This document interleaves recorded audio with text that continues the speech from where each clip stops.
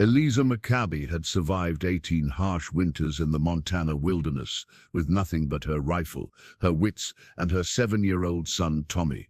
When her neighbor suggested she take in the runt of a litter, a scrawny puppy barely bigger than her fist, ELIZA laughed until her sides hurt. She had no use for anything that couldn't earn its keep or protect what mattered. But when pneumonia struck Tommy during the worst blizzard in decades, and the nearest doctor was 20 miles through impassable mountain trails, that same little dog she'd dismissed would prove that survival sometimes comes from the most unexpected places. The puppy she'd called useless would become the difference between life and death, between losing everything and discovering that even the smallest heart can carry the biggest courage. How could something so small change everything for a woman who thought she needed nothing? Before we jump back in, tell us where you're tuning in from, and if this story touches you, make sure you're subscribed, because tomorrow I've saved something extra special for you. The morning sun crested the jagged peaks surrounding ELIZA MCCABE's cabin, casting long shadows across the clearing she and her late husband had carved from the wilderness 3 years ago. The Winchester rifle leaned against the doorframe where she always kept it, within arm's reach, but never intrusive, a constant reminder that in these mountains, survival depended on being ready for anything. ELIZA stepped onto the porch, her boots solid against the weathered planks Daniel had cut from pine trees. They'd felled together. The rifle had been his, passed down from his father, who'd carried it through the Civil War. Now it was hers, as necessary as breathing in a place where the nearest neighbor lived 5 miles through treacherous terrain, and the nearest town might as well have been on the moon. Tommy emerged from the cabin behind her, rubbing sleep from his eyes. At 7 years old, he moved with the careful confidence of a child raised in the wilderness, understanding instinctively which sounds meant danger and which meant nothing more than the forest going about its daily business. His father's death had aged him in ways that broke ELIZA's heart, but had also gifted him with wisdom that served them both well. "Mama, the chickens are making noise," Tommy observed, his voice still thick with sleep. ELIZA nodded, already aware of the disturbance in their small coop. "Probably just a fox sniffing around. They know better than to come too close with us awake." She walked to the well Daniel had dug their first summer, when hope still ran as clear and cold as the mountain water. The rope felt familiar in her hands as she drew up the bucket, muscles developed through years of work that city women never imagined. Every task here demanded strength, chopping wood, hauling water, maintaining the cabin against weather that could kill the unprepared. The routine of morning chores provided structure to their isolated existence. Tommy scattered feed for the chickens while ELIZA milked their single cow, a hardy beast named Bessie, who'd survived 2 harsh winters by sheer stubbornness. The animal reminded ELIZA of herself, determined to endure regardless of circumstances. Their cabin sat in a natural clearing at the base of Copper Ridge, sheltered from the worst winds but positioned to catch morning sunlight. Daniel had chosen the location with the eye of a man who understood that in the mountains, the difference between a good spot and a poor one could mean the difference between life and death. The garden plot lay dormant now, in late September, but had provided them with vegetables through the growing season. Root vegetables stored in the cellar would carry them through winter, supplemented by preserved meat and the occasional hunting success. ELIZA had learned to live with loneliness as a constant companion. The silence that had once felt oppressive when Daniel first died now provided comfort. No unexpected sounds meant no immediate threats. No visitors meant no complications. She'd built their life around the principle that self-reliance was the only reliable foundation for survival. Tommy's laughter interrupted her thoughts. He'd discovered a family of chipmunks raiding the chicken feed, their cheeks bulging comically with stolen grain. The boys' delight in small pleasures reminded ELIZA that not everything about their isolated existence was hardship. There was beauty here too, in mountain sunrises, in the first snow of winter, in the satisfaction of work well done. "We should fix that gap in the coop fence," ELIZA told Tommy, noting where the clever chipmunks had found entry. Can't have them eating food meant for the chicken. Tommy nodded seriously, already understanding that every resource mattered when winter supply trips to town were dangerous and uncertain. He'd grown up measuring everything against the question of whether it helped or hindered their survival. As they worked together repairing the fence, Eliza felt the familiar weight of responsibility settling on her shoulders. Every decision fell to her now. When to make the treacherous journey to town for supplies, how to allocate their limited resources, whether risks were worth taking. The Winchester leaning against the cabin wall reminded her that she alone stood between Tommy and a world that offered no guarantees. She'd made her choice 3 years ago, when Daniel died in the mining accident. She could have sold the claim, moved to town, found work as a seamstress or laundress. Instead, she'd chosen the mountains, choosing the hard independence of wilderness life over the uncertain charity of civilization. The rifle symbolized the choice, the determination to provide for and protect her son on her own terms, regardless of cost.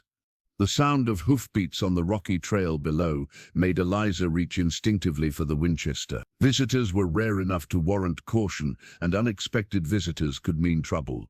She positioned herself where she could see the approaching rider, while remaining partially concealed behind the cabin's corner. Jonas Wright emerged from the tree line, his familiar figure slouched comfortably in the saddle of his aging mare. At 63, Jonas was one of the few people in these mountains who remembered when the territory was even wilder, when miners outnumbered settlers and fortunes were made and lost with the turn of a shovel. His weathered face carried the kind of lines that came from squinting into mountain sun and wind for decades. "Morning, Eliza," he called out, dismounting with the careful movements of a man whose bones remembered every hard winter. "Got something I think you might want." Eliza stepped into view, but kept the rifle within easy reach. "Morning, Jonas. What brings you up the mountain?"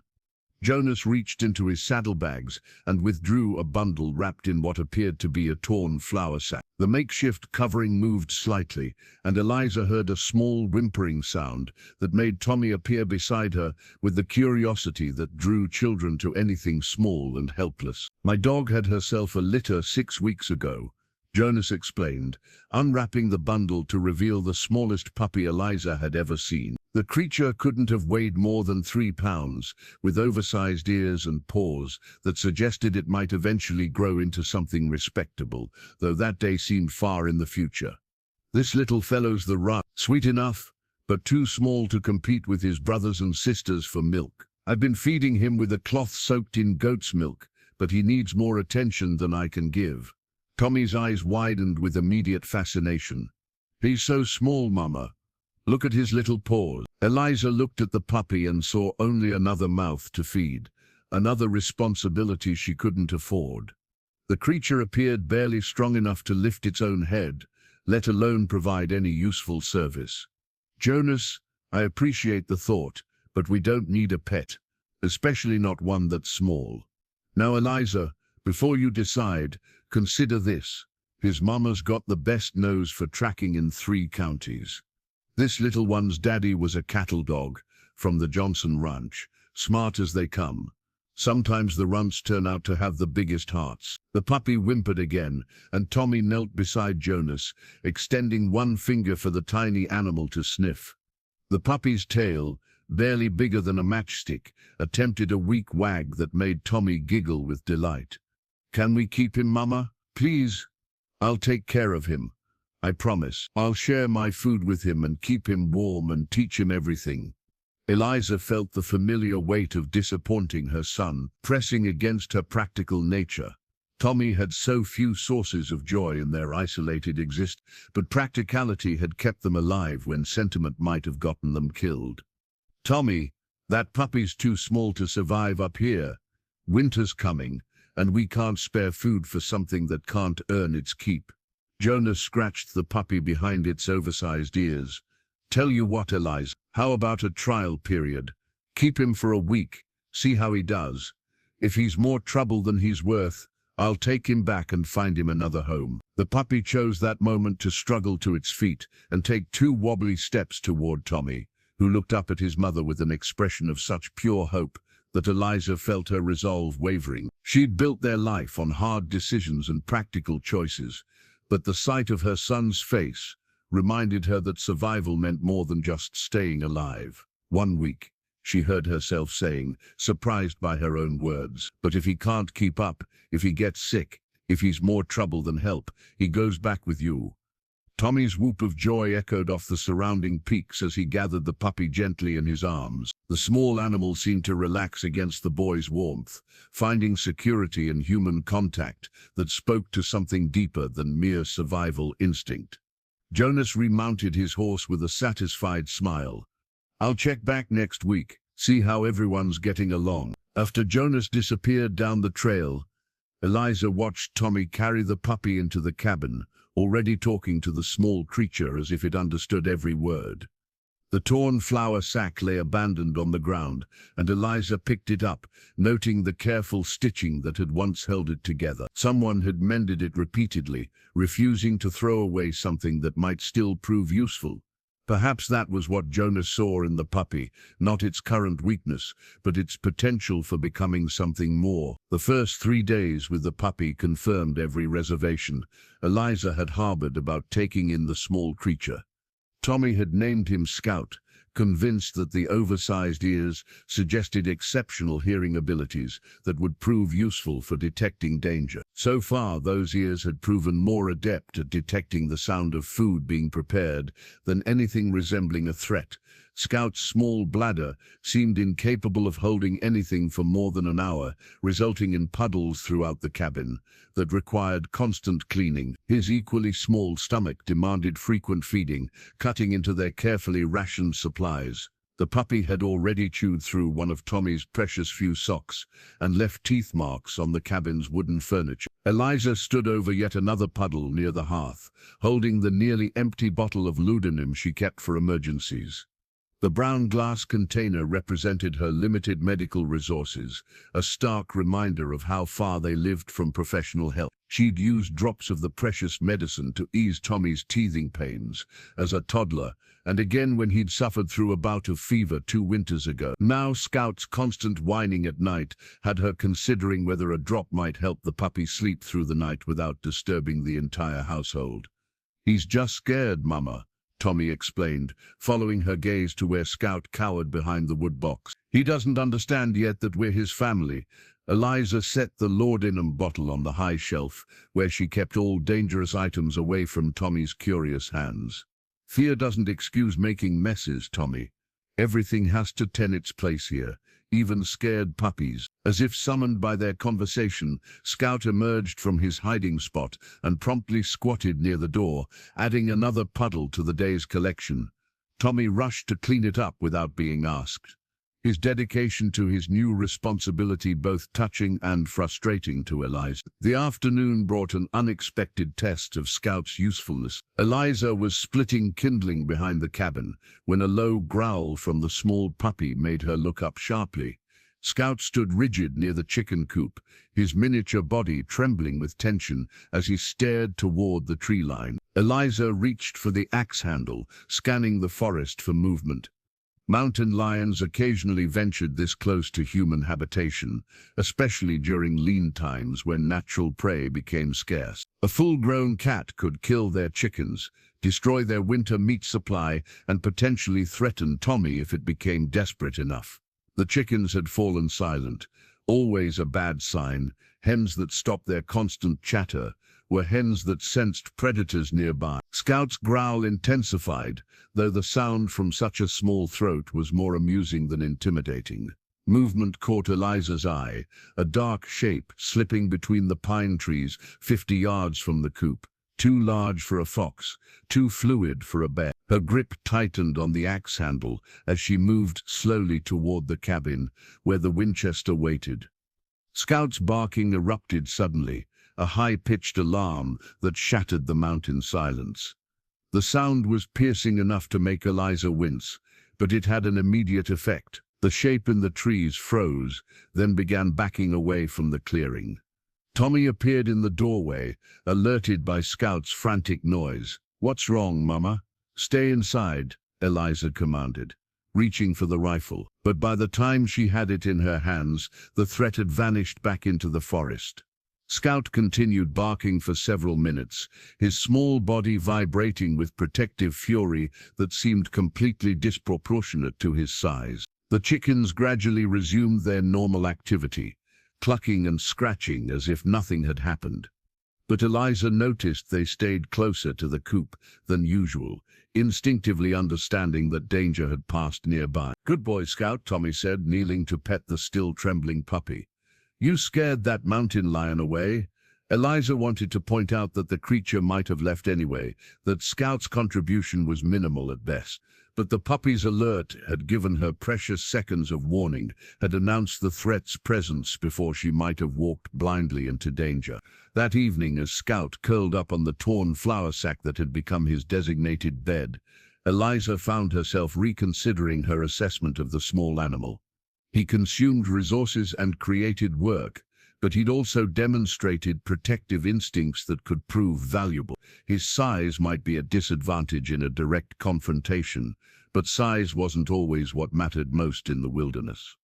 Tommy sat beside Scout's makeshift bed, reading aloud from his school primer about farm animals and their uses. The puppy seemed to listen, his dark eyes fixed on the boy's face with an intensity that suggested understanding beyond his months. Perhaps, Eliza thought as she prepared their simple dinner, there were different ways of earning one's keep in a place where survival depended on watching out for each other. The crisp October mornings brought a new routine to the McCabe cabin. Tommy had taken over Scout's training with the determined focus that children bring to projects they truly care about. Each morning after chores, boy and puppy would work together in the clearing while Eliza went about her preparations for winter. Tommy's school primer lay open on the porch steps, its worn pages containing the only formal education available at their remote location. The book had belonged to Daniel, carried west when he'd first sought his fortune in the Montana territories. Its simple lessons about letters and numbers had taught Tommy to read, but now it served a different purpose as the boy attempted to teach Scout basic commands. "Sit, Scout," Tommy commanded, holding a small piece of dried meat above the puppy's head. Scout's attention fixed on the treat with laser intensity, his small body trembling with the effort of controlling his impulses. After several seconds of concentration, the puppy's hindquarters touched the ground. "Good boy," Tommy exclaimed, delivering the reward with obvious pride. "See, Mama, he's getting smarter every day." Eliza paused in her wood stacking to observe the training session. Scout had indeed grown more responsive over the past week, though she attributed this more to Tommy's endless patience than to any exceptional intelligence on the puppy's part. Still, she couldn't deny that the small animal was learning, adapting to their household routines with surprising speed. The puppy had begun following predictable patterns throughout the day. He shadowed Tommy during morning chores, napped in sunny spots during the afternoon heat, and stationed himself near the door each evening, as if understanding that darkness brought different responsibilities. His accidents had become less frequent, and he'd learned to avoid Eliza's ankles when she worked in the kitchen. Most remarkably, Scout had developed an uncanny ability to predict weather changes. The morning before the first frost, he'd refused to leave the cabin's warmth, whining whenever Tommy tried to coax him outside. When Eliza had finally ventured out to check on the chickens, she'd found ice crystals forming on the water buckets, and a bitter wind that cut through her wool coat. "How does he know?" Tommy asked, scratching Scout behind his still oversized ears. "It wasn't even cloudy yesterday." Eliza had no answer for her son's question, but she'd begun paying attention to Scout's behavior as another indicator of changing conditions. Animals possessed senses that humans had lost to civilization, instincts honed by generations of survival in the wild. If Scout could provide advance warning of severe weather, that ability alone might justify his presence.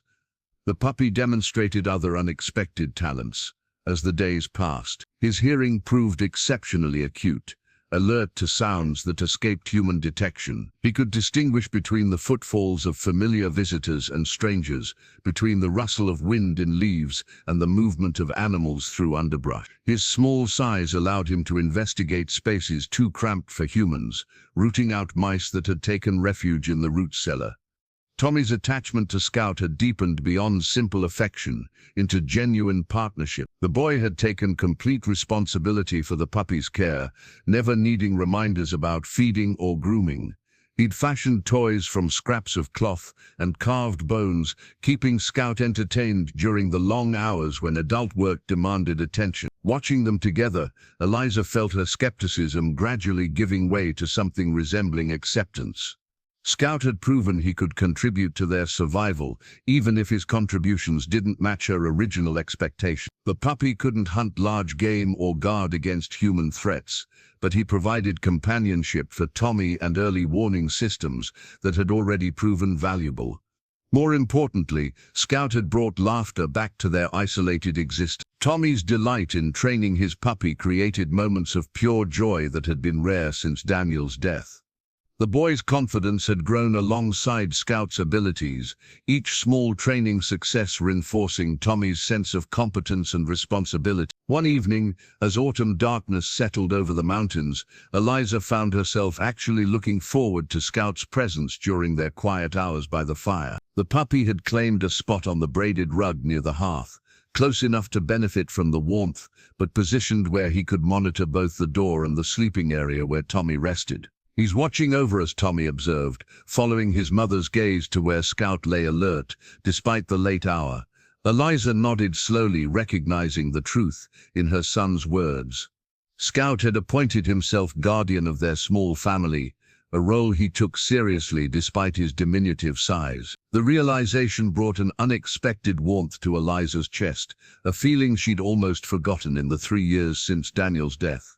Perhaps there was room in their practical world for something that served purposes beyond mere survival. The old barometer on the kitchen wall had belonged to Daniel's father, a ship's captain who'd carried the brass instrument through 20 years of coastal voyages before settling inland. Its intricate mechanism fascinated Tommy, who'd spent hours watching the needle's subtle movements, while Daniel explained how atmospheric pressure changes could predict weather days in advance. Now, as November's first week brought unseasonably warm weather to the mountains, the barometer's needle had begun dropping with alarming consistency. Each morning, Eliza checked the instrument's reading and found the pressure falling further, indicating a massive storm system building somewhere beyond the visible peaks.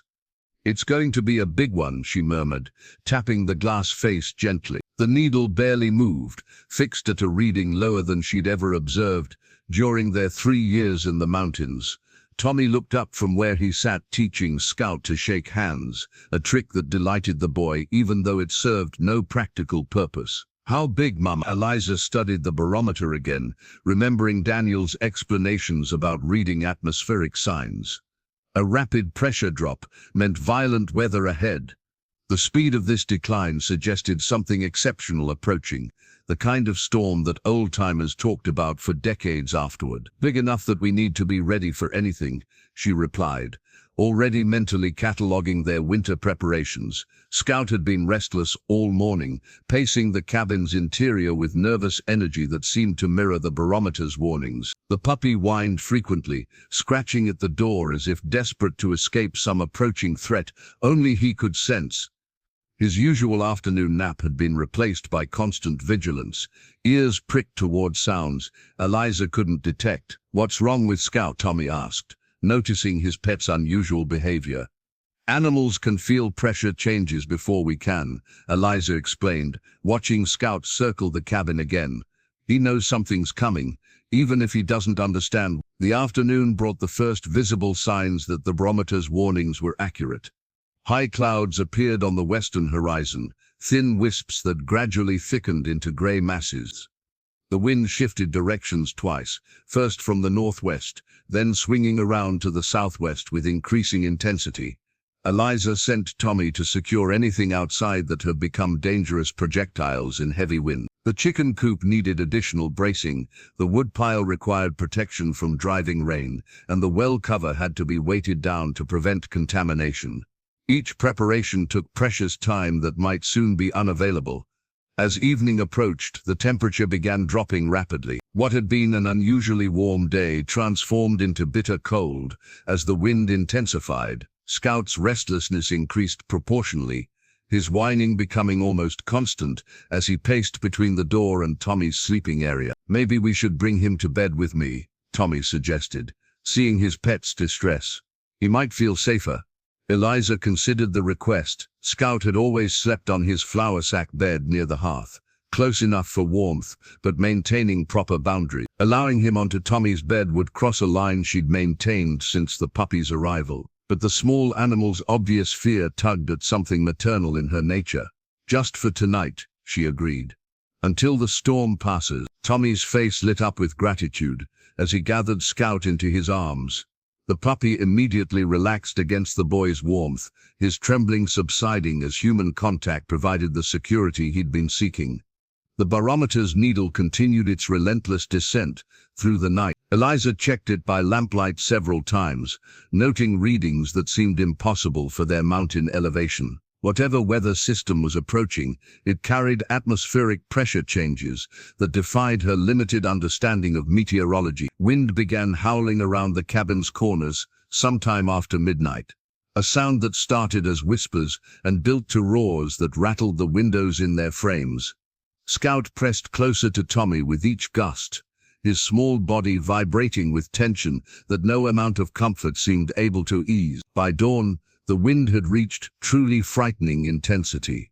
Tree branches scraped against the cabin's roof, with sounds like fingernails on wood. The barometer had bottomed out completely, its needle pressed against the lowest marking, as if weighted down by the enormous mass of air pressing down from above. Eliza peered through the kitchen window at a sky that had turned the color of old pewter, heavy with moisture that would soon transform into precipitation. The storm that had been building for days was finally arriving, bringing with it the kind of weather that tested every aspect of mountain survival. Scout jumped down from Tommy's bed and resumed his restless pacing, whining with an urgency that made Eliza wonder if the puppy sensed dangers beyond mere weather approaching their isolated home.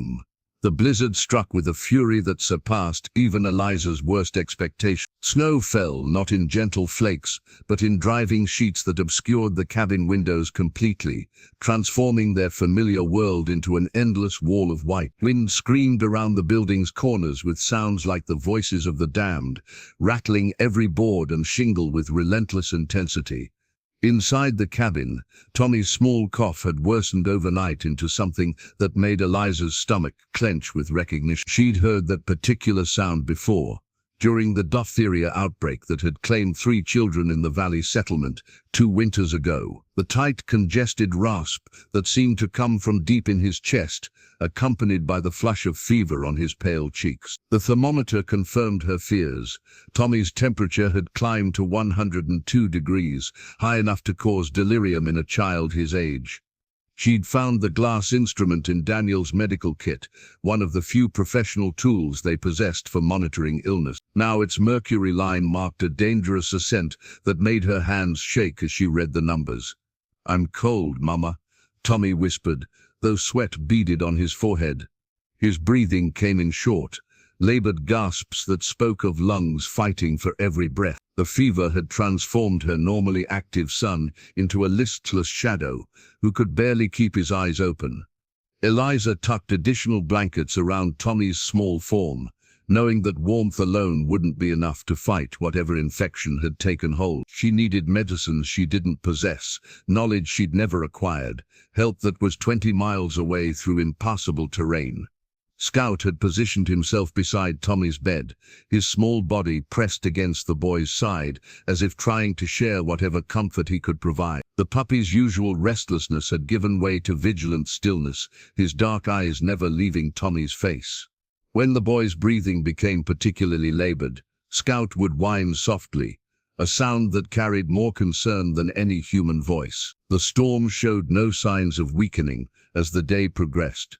If anything, the wind had increased in intensity, driving snow horizontally across the clearing with such force that Eliza could barely see the chicken coop 20 feet from the cabin. The temperature had plummeted to levels that would kill any traveler caught in the open, making the journey to town impossible even for someone desperate enough to attempt it.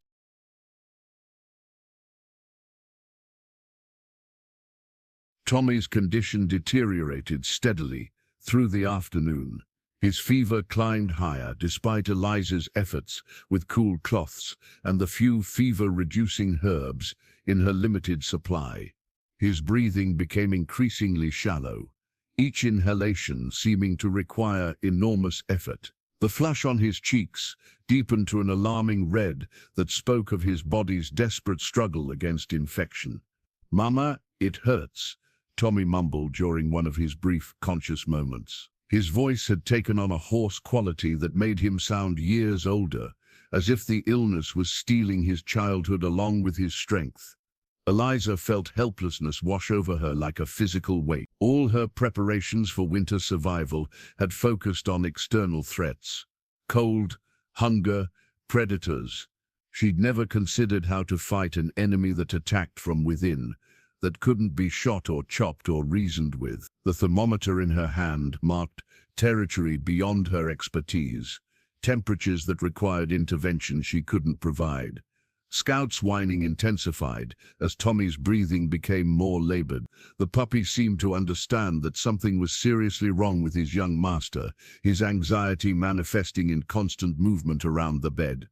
He would jump down to pace the floor, then leap back up to press his warm body against Tommy's side. As darkness fell and the storm continued its assault on their isolated cabin, Eliza faced the possibility she'd been avoiding all day. Tommy might not survive the night without medical intervention. The nearest doctor was in town, 20 miles of mountain trail that had become impassable death trap. Even if she could somehow make the journey, leaving Tommy alone in his condition was unthinkable. She knelt beside her son's bed, brushing damp hair from his burning forehead. His breathing had become so shallow that she had to lean close to confirm he was still drawing air. The thermometer showed his fever continuing to climb, approaching temperatures that could cause permanent damage or death. "Please," she whispered to whatever forces might be listening in the howling darkness. "Not him too. I can't lose him too." Scout pressed closer to Tommy, his small body trembling with what seemed like shared distress. The puppy's devotion to the sick boy had become absolute, as if he understood that his presence provided the only comfort available in their desperate situation. By the second day of the blizzard, desperation drove Eliza to attempt what logic told her was impossible. Tommy's fever had spiked to 104 degrees, and his breathing had become so labored that each breath seemed like it might be his last. She couldn't simply wait and watch her son die when help existed somewhere beyond the white wall that surrounded their cabin. The old kerosene lantern sat heavy in her hands as she prepared for what felt like a suicide mission. The brass and glass fixture had guided Daniel through countless winter nights when mining emergencies demanded his attention regardless of weather conditions. Its steady flame had never failed them, burning reliably through the worst storms these mountains could produce. "I have to try, baby," she whispered to Tommy, though he was too delirious to understand her words. His small face had taken on a gray pallor that terrified her more than any blizzard. Scout lay pressed against the boy's side, refusing to leave his post, despite the chaos of preparation happening around him. Eliza bundled herself in every piece of warm clothing she owned. Daniel's heavy coat over her wool dress, 2 pairs of socks inside her boots, mittens layered over thin gloves. She filled the lantern with kerosene and checked the wick, knowing that losing light in the storm would mean certain death. The moment she opened the cabin door, the full fury of the blizzard struck her like a physical blow. Wind tore at her clothes with hands that seemed determined to strip away every layer of protection. Snow drove horizontally through the air with such force that it stung her face like thrown sand, making it impossible to see more than a few feet in any direction. The familiar landmarks that normally guided her down the mountain trail had vanished completely. The large boulder that marked the first turn, the dead pine that indicated the halfway point to Jonas Wright's place. Everything had disappeared beneath an endless expanse of white that shifted and swirled with hypnotic intensity. Eliza managed perhaps 50 yards before the reality of her situation became undeniable. The trail she'd walked hundreds of times had become a death trap of hidden rocks and invisible drop-offs. Snow had drifted to depths that would swallow a grown person, and the wind was strong enough to knock her off balance with every step. The lantern's flame flickered dangerously in the gusts, its light barely penetrating the wall of driving snow. She realized that even if she managed to reach the main trail, she had no way of following it in these conditions. The storm had transformed the familiar mountain landscape into an alien world where every direction looked the same. Fighting her way back to the cabin took longer than the outbound journey. The wind seemed determined to push her away from safety, and the snow had already begun filling her tracks, erasing evidence of the path she'd taken. By the time she reached the door, her hands were numb inside her mittens, and ice had formed in her hair. Tommy's condition had worsened during her brief absence. His breathing was so shallow that she had to lean close to detect the rise and fall of his chest. The fever had pushed him into complete delirium, and he muttered words she couldn't understand while tossing restlessly despite his weakness. Scout looked up at her with what seemed like accusation in his dark eyes, as if blaming her for abandoning his sick master even briefly. The puppy had maintained his vigil throughout her failed rescue attempt, his small body providing what warmth and comfort he could offer. "I'm sorry," Eliza whispered, unsure whether she was apologizing to Scout, to Tommy, or to herself for the failure of her desperate plan. "I couldn't get through. The storm's too strong." She set the lantern on the kitchen table, its steady flame a mockery of hope in their desperate situation. The light that should have guided her to help had instead illuminated the impossibility of escape from their isolated prison. As night fell on the second day, Tommy's breathing became even more labored.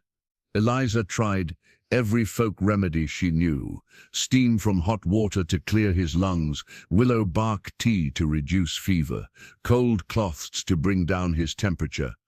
Nothing seemed to make any difference. Her son was slipping away from her, and she was powerless to stop it. Scout's behavior had become increasingly frantic as Tommy's condition worsened. The puppy paced constantly, whining with an urgency that spoke of distress beyond his ability to communicate. His usual calm devotion had given way to agitated movement that made Eliza wonder if animals could sense approaching death in ways that humans could not.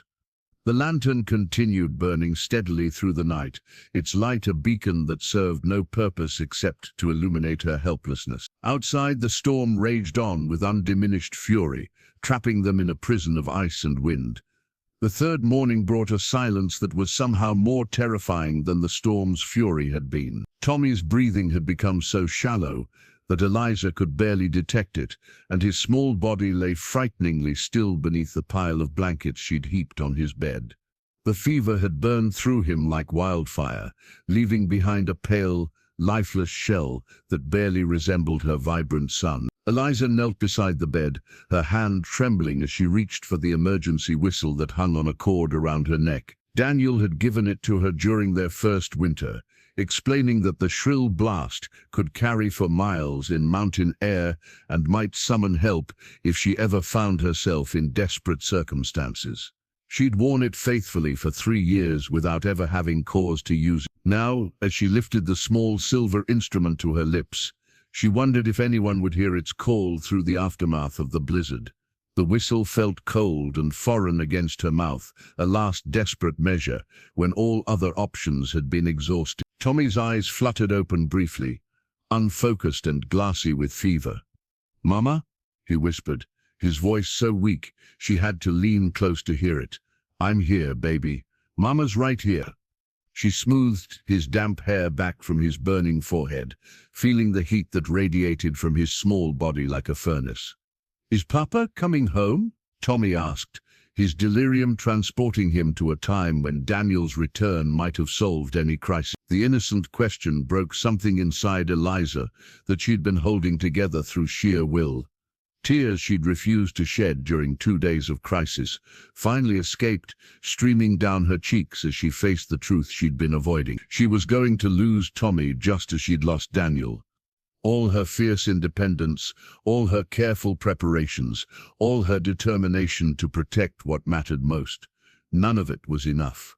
"Papa's not coming," she whispered, her voice breaking. "It's just us now. Just you and me and Scout. Scout had been lying pressed against Tommy's side, but suddenly he lifted his head with an alertness that seemed to come from nowhere. The puppy's ears pricked forward, and he began whining with an intensity that had nothing to do with Tommy's condition. His small body trembled with excitement or fear. Eliza couldn't tell which. "What is it, boy?" she asked, though she expected no answer. Scout jumped down from the bed and ran to the door, scratching frantically at the wood, while looking back at Eliza with what seemed like desperate urgency. His whining increased in pitch and volume, becoming an almost frantic yipping that demanded attention.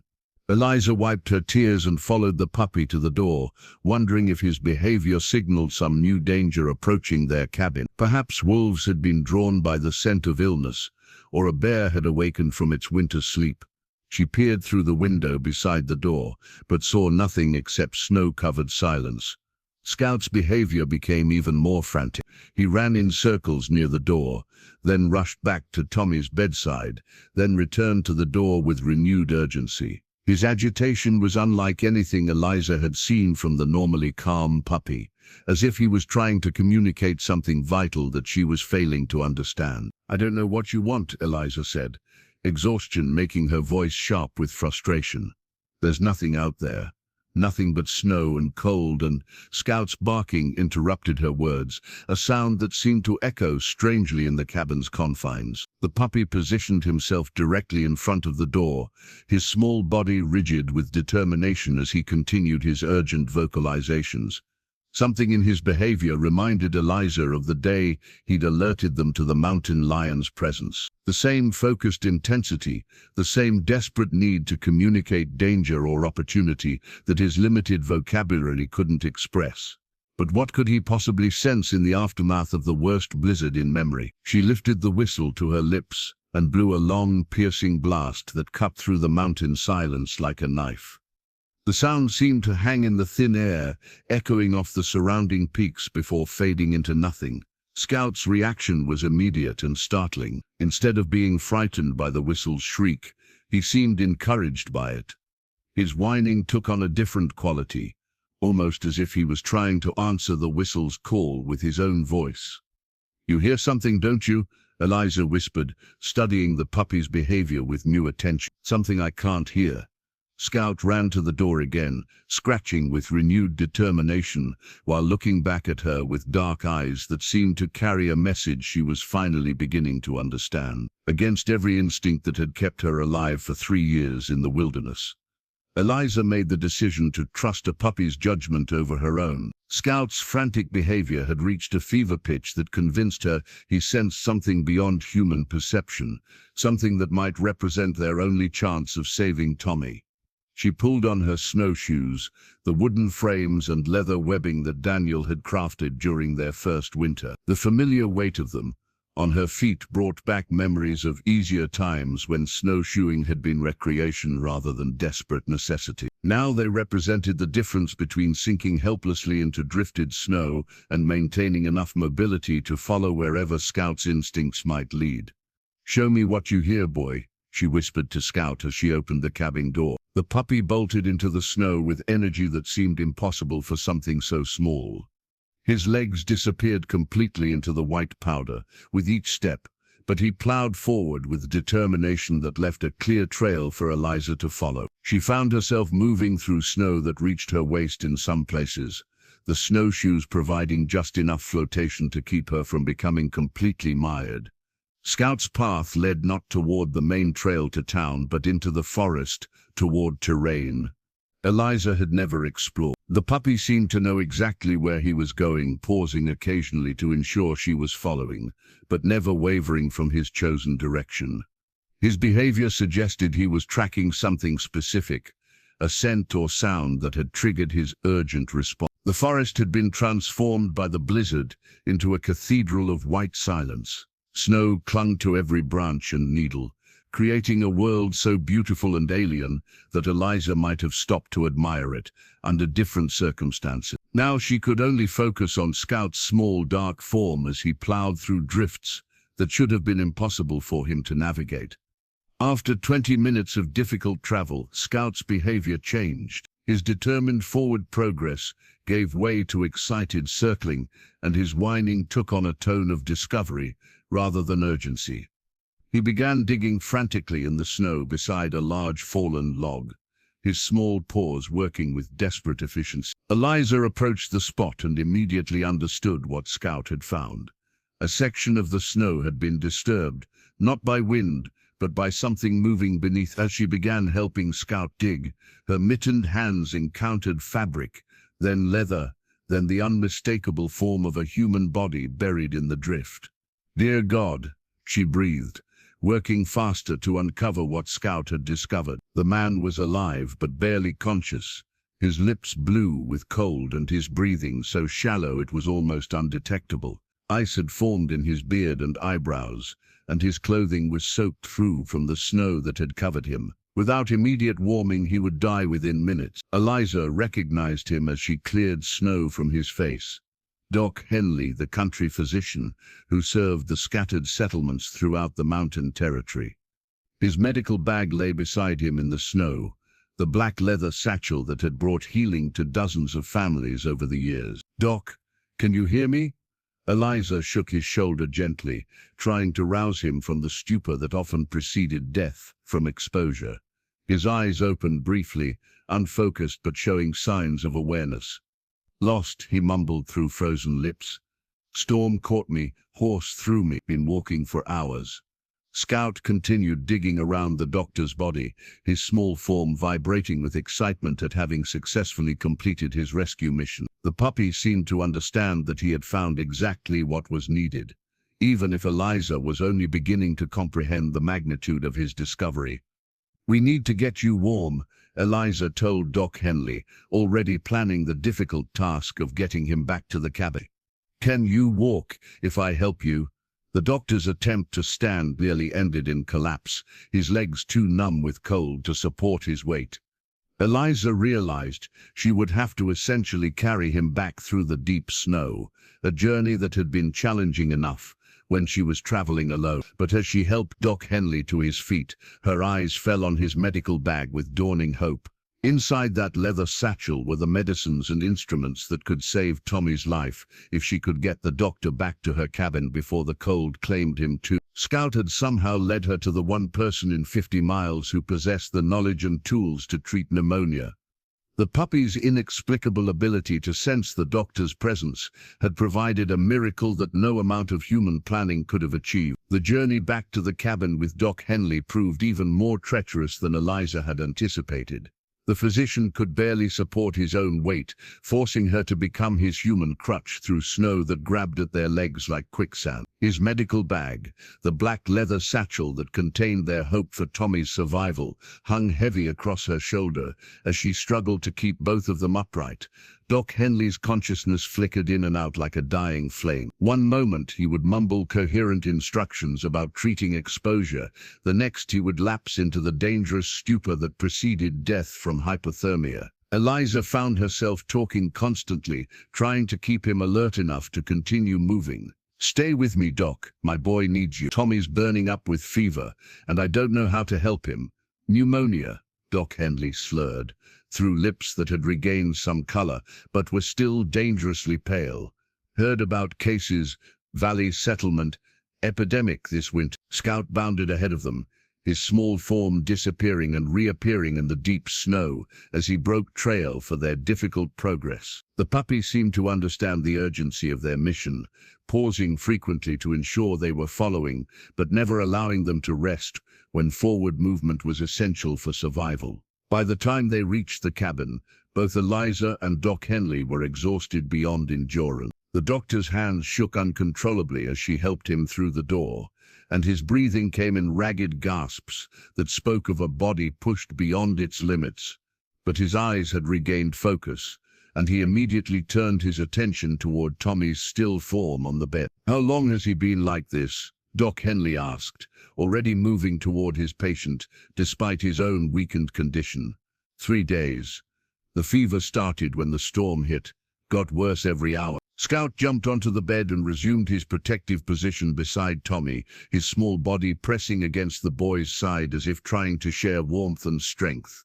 The puppy's devotion had never wavered throughout the crisis, and now he watched the doctor's examination with intense attention. Doc Henley's hands, still trembling from cold exposure, moved with professional competence as he opened his medical bag.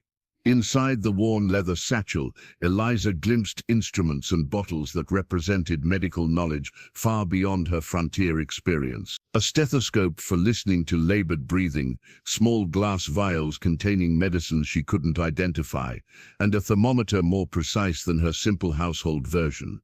"His lungs are badly congested," Doc Henley confirmed after listening to Tommy's chest. "Pneumonia. As I suspected. The fever's high enough to cause brain damage if we don't bring it down soon."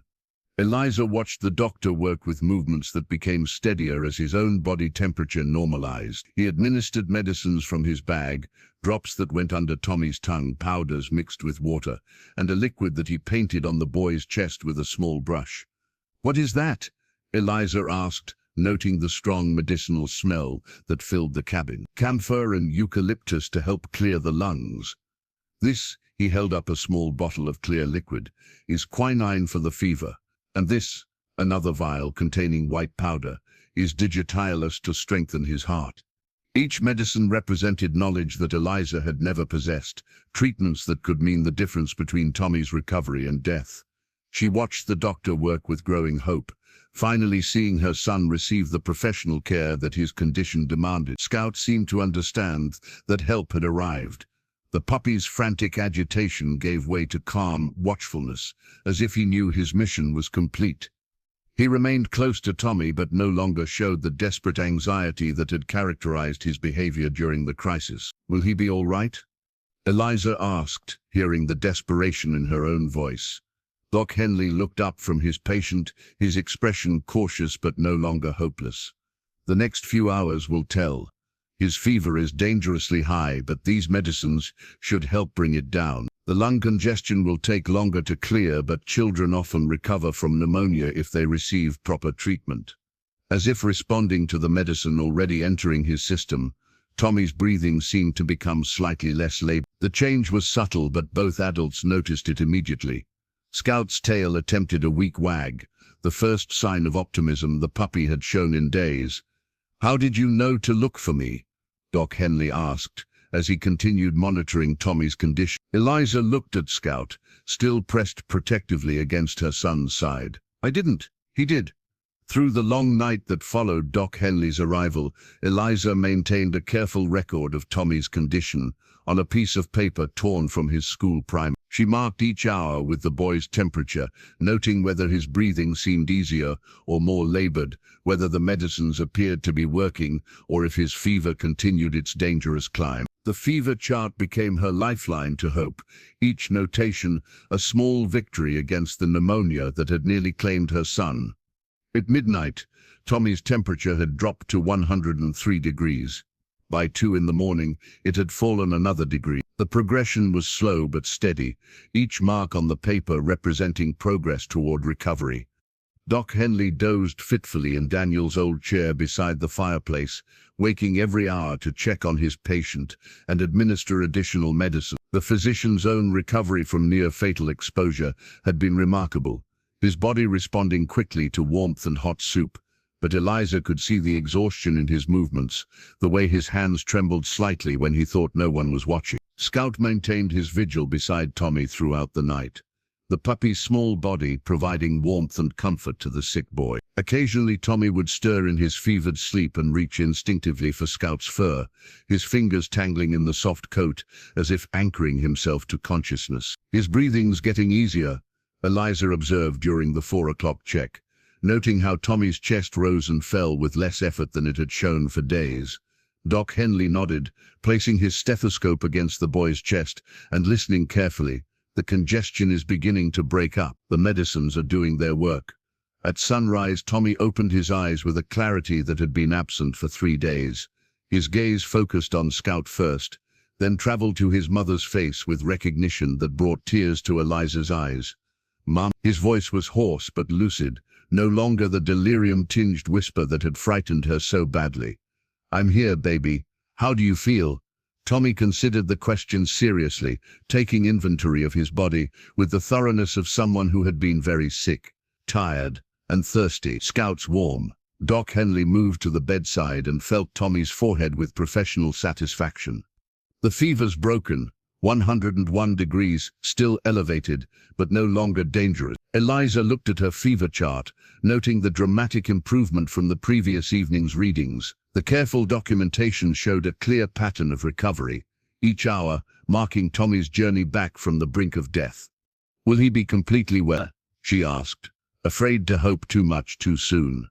"Children recover from pneumonia remarkably well when they receive proper treatment," Doc Henley assured her. "Another day or two of medicines, plenty of rest, and good nutrition should see him through the worst of it." Scout seemed to understand that the crisis had passed. The puppy's tail wagged with genuine enthusiasm for the first time in days, and he began the playful wrestling with Tommy's fingers that had characterized their relationship before the illness struck. As the morning progressed, Tommy asked for food, a sure sign that his body was beginning to heal. Eliza prepared thin soup from their winter stores, adding herbs that Doc Henley recommended for their healing properties. Watching her son eat with actual appetite rather than the forced feeding of the past few days felt like witnessing a miracle. "I dreamed Papa came home," Tommy told her between spoonfuls of soup. "He said Scout was brave." Eliza glanced at the puppy who had resumed his normal sleeping position on the floor beside Tommy's bed. Scout's heroic actions had saved not just Tommy's life, but also Doc Henley's. Without the puppy's inexplicable ability to sense the doctor's presence in the storm, both patients might have died within hours of each other. "Scout is brave," Eliza confirmed. "The bravest dog in the mountains." Doc Henley packed his medicines carefully back into his leather bag, leaving specific instructions for Tommy's continued care. "Keep giving him the lung medicine twice daily for another week, the fever medicine as needed, if his temperature rises again. And make sure he gets plenty of rest." As the doctor prepared to leave for his next patient, he paused beside Scout's sleeping form. "That dog saved my life, as surely as I saved the boys. I've never seen anything like it. The way he led you straight to where I was buried, almost like he could sense I was there." Eliza's fever chart lay on the kitchen table, its careful notations recording Tommy's journey from near death to recovery. The simple piece of paper had become a testament to the power of hope, determination, and the unexpected heroism of the smallest member of their family. 3 days after Doc Henley's departure, a handwritten note arrived with Jonas Wright, who had made the treacherous journey up the mountain as soon as the trails became passable. The doctor's careful script covered 2 pages of his personal stationery, expressing gratitude that went far beyond professional courtesy. "Miss McCabe," the letter began, "I have practiced medicine in these mountains for 23 years, and I have never witnessed anything as remarkable as what occurred during the recent blizzard. Your small dog's ability to locate me in conditions that would have defeated any human searcher represents nothing short of a miracle." Eliza read the letter aloud to Tommy, who was propped up in bed with pillows, still weak but clearly recovering. Scout lay beside him, basking in the attention and praise that had become his constant companions since the crisis ended. The puppy seemed to understand that his status in the household had changed fundamentally. Doc Henley writes that he was unconscious when Scout found him. Eliza continued reading. "He estimates that another hour buried in the snow would have meant certain death. The dog's actions saved 2 lives that night, mine through discovering the doctor, and Tommy's through bringing medical expertise to our cabin." Jonas Wright listened to the reading with obvious amazement. "Always knew that Pup was special, but this goes beyond anything I imagined." Word spreading throughout the territory about what happened here. Tommy reached over to scratch Scout's ears, his movements still careful but gaining strength daily. "He knew exactly where to go, didn't you, boy? Like he could smell Doc Henley through all that snow." The letter continued with Doc Henley's medical observations about Scout's behavior during the crisis.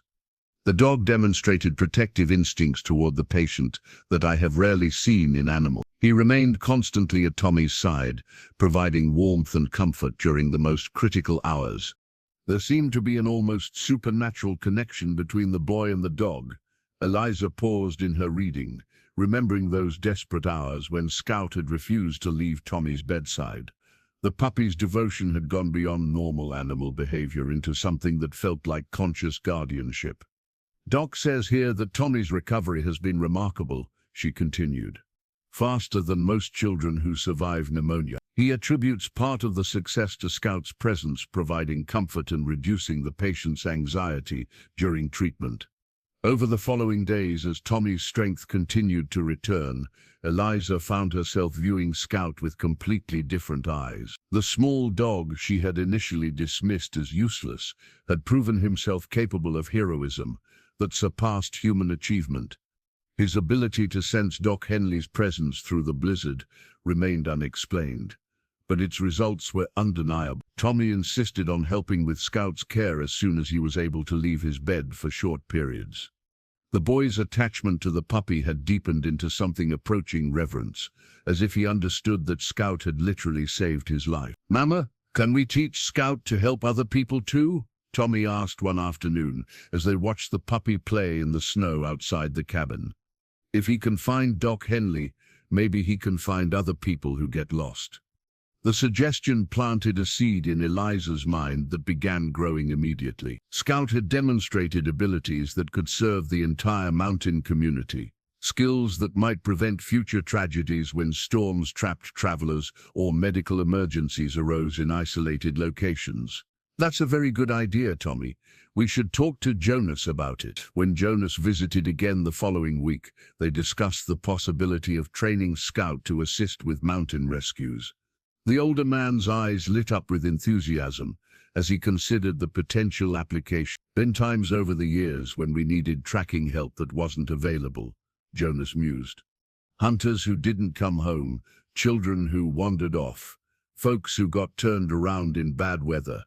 A dog with Scout's abilities could save lives regularly." Doc Henley's letter had concluded with an offer to spread word of Scout's remarkable capabilities to other medical practitioners in the territory. "Should you ever consider sharing this dog's talents with the broader community, I would be honored to provide references and recommendations. What he accomplished during our crisis suggests abilities that could benefit many families facing similar emergencies." Eliza folded the letter carefully, preserving Doc Henley's written testimony to Scout's heroism. The document represented more than gratitude. It was recognition that her small dog possessed gifts that extended far beyond their isolated cabin. As she watched Tommy and Scout playing together in the afternoon sunshine, both healthy and happy after their brush with death, Eliza realized that her understanding of strength and usefulness had been transformed by the crisis they had survived together. 2 weeks after Tommy's recovery, Eliza found herself in the cabin's main room with strips of leather spread across the kitchen table, crafting something she had never imagined making. The brown cowhide had belonged to Daniel, saved from their last successful hunt before his death. She had kept the tanned leather for emergency repairs, but now it served a different purpose entirely.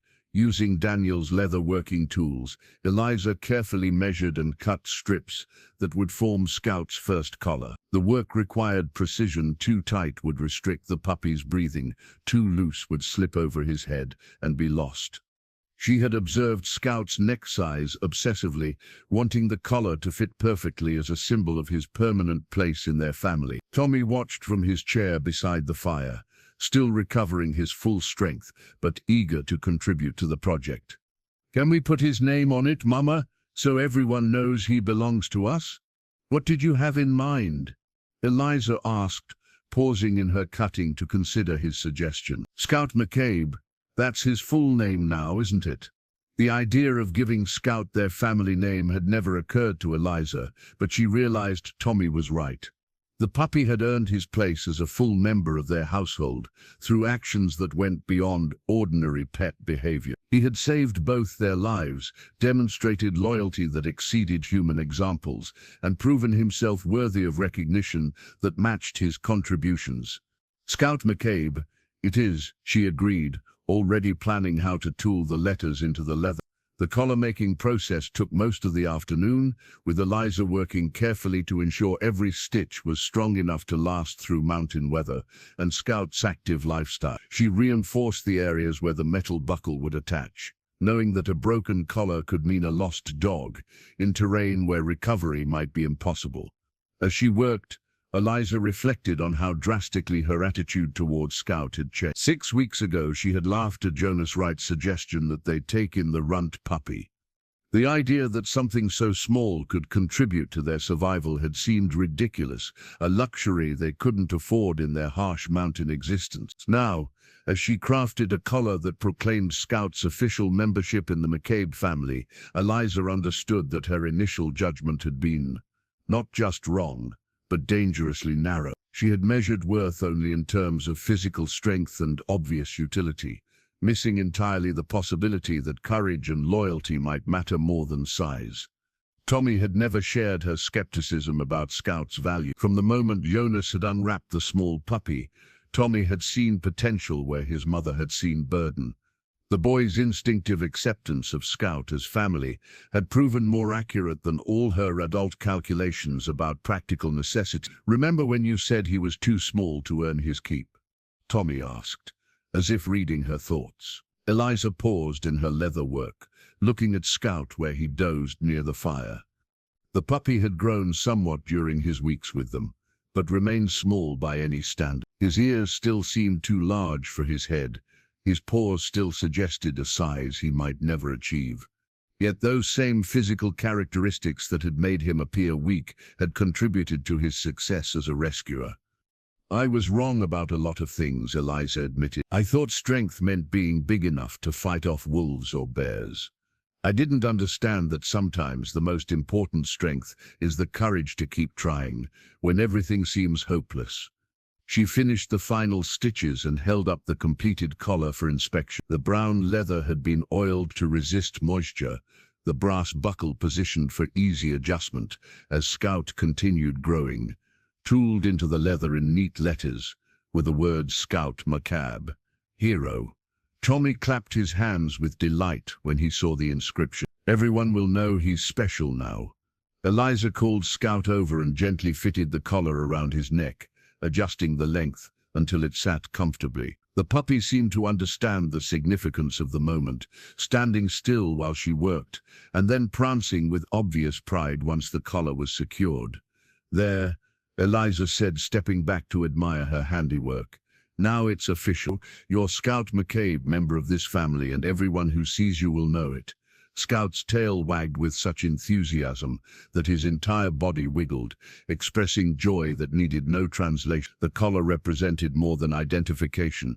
It was a declaration that he belonged somewhere, that his contributions were valued, that his place in their lives was permanent and honored. As evening settled over the mountain, ELIZA realized that making Scout's collar had been as much about her own transformation as about recognizing his heroism. In crafting the symbol of his acceptance, she had completed her own journey from bitter skepticism to grateful recognition of gifts that came in unexpected packages. With Tommy fully recovered and Scout officially recognized as a family member, ELIZA began implementing the idea that had grown from her son's suggestion about helping others. She braided a strong rope from hemp fibers she had stored for various household repairs, creating a training lead that would allow Scout to practice search and rescue techniques while remaining safely connected to his handlers. The rope measured 30 feet in length, long enough to give Scout freedom of movement while preventing him from disappearing into terrain where they might lose track of him. ELIZA had tested various knots and splices, ensuring that the connection points would hold under stress, but could be quickly released if Scout became entangled in underbrush or rocks. "What's the rope for, Mama?" Tommy asked, watching her weave the final strands into a secure loop that would attach to Scout's new collar. "If Scout's going to help find lost people, he needs to learn how to search properly. The rope keeps him from getting lost himself while he's learning." Tommy's eyes lit up with understanding. "Like when Papa taught me to swim in the creek, but kept hold of me so I wouldn't go too deep. Exactly like that. Scout has natural abilities, but we need to help him develop them in ways that keep everyone safe." Their first training session took place in the clearing around their cabin, with ELIZA hiding objects that carried Tommy's scent while Scout waited inside with the boy. The puppy's excitement was obvious when they brought him outside on the training rope. His whole body quivered with anticipation as he tested the air with his sensitive nose. "Find Tommy's mitten," Eliza commanded, showing Scout the remaining mitten from the pair she had hidden around the clearing. Scout immediately put his nose to the ground, working in expanding circles as he searched for the matching scent. Within minutes he had located the hidden mitten and returned it to Eliza with obvious pride. His tail wagged so enthusiastically that it seemed to propel his entire body forward. "Good boy, Scout," Tommy praised, rewarding the puppy with scratches and a small piece of dried meat. "You found it." They progressed quickly to more complex exercises, hiding multiple objects at greater distances and teaching Scout to follow scent trails that Tommy had created by walking through the forest. The puppy's natural abilities proved exceptional, but the training rope allowed them to guide his learning without risking his safety. Jonas Wright visited during one of their practice sessions and watched with growing amazement as Scout successfully located a piece of clothing that Tommy had hidden nearly a quarter-mile from the cabin. "Never seen anything like it," Jonas mused, shaking his head in wonder. "That dog's got a nose better than any hound I've known, and the intelligence to use it properly. He seems to understand what we want him to do," Eliza agreed, watching Scout work methodically through a search pattern that covered ground efficiently without missing potential hiding spots. The training became a daily routine that Tommy looked forward to with excitement that reminded Eliza of her son's happiness before Daniel's death. Working with Scout had given Tommy a sense of purpose and accomplishment that helped him forget the trauma of his recent illness. "Can we teach him to find people even when he can't see them?" Tommy asked during a particularly successful session where Scout had located every hidden object within minutes. "That's exactly what we're working toward," Eliza replied. "People who are lost or hurt might be hidden under snow or behind rocks or in places where they can't call for help." They began incorporating more realistic scenarios into Scout's training, simulating the conditions that might exist during actual rescues. Eliza would bury clothing in snow, hide objects in dense underbrush, and create trails that required Scout to distinguish between different human scents.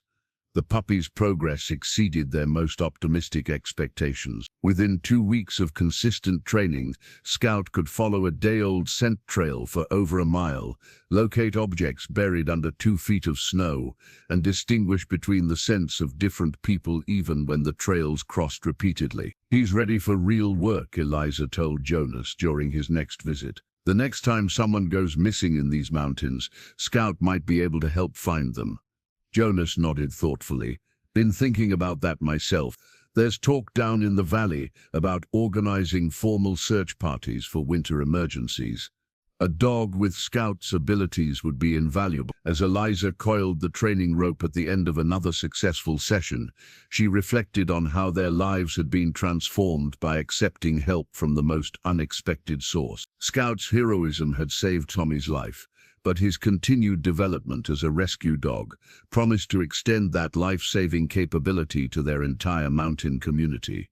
The rope in her hands represented investment in a future where their family's tragedy might prevent similar losses for others. The opportunity to test Scout's rescue training came sooner than expected, arriving with a desperate pounding on their cabin door during a February snowstorm. Eliza opened it to find Martha Henderson, a woman from the valley settlement, standing in the bitter wind with panic written across her weathered features. "My husband Jacob went hunting 3 days ago and hasn't come home," Martha gasped, accepting the warm blanket that Eliza immediately wrapped around her shoulders.